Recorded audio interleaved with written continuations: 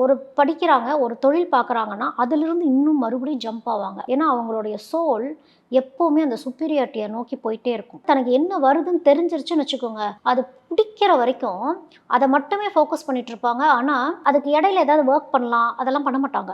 இப்ப நான் இப்படி இருக்கிறேன், ஆனா நாளைக்கு வேற மாரி ஆவேன்னு அவங்களுக்கு மட்டும் தான் தெரியும். அந்த வெளிச்சத்துக்கு வர வரைக்கும் அவங்க ஓடிக்கிட்டே இருப்பாங்க. பார்ட்னர்ஸ் செலக்ட் பண்ணலாம். அது லைஃப் பார்ட்னர்ஸோ, பிசினஸ் பார்ட்னர்ஸோ எந்தெந்த ராசி இல்ல நட்சத்திரம் இவங்களுக்கு ஃபேவரபிளா இருக்கும்? எத அவாய்ட் பண்ணிடலாம்? ஃபேவரபிள் அப்படின்னு பார்க்குறப்போ, கார்த்திகையிலால இருக்காங்கன்னா, தன்னை யாராவது டேக் கேர் பண்ணிக்கிட்டா நல்லாயிருக்கும் தான் இருக்கும் அவங்களுக்கு. இவங்களுக்கு எப்படின்னா, டியூட்டி ஓரியன்டட் மைண்ட் செட். நான் ஒரு வேலைக்கு போறேன், நான் இந்த வேலைய முடிச்சுட்டு நான் இங்க வந்தேன்னா, வீடா?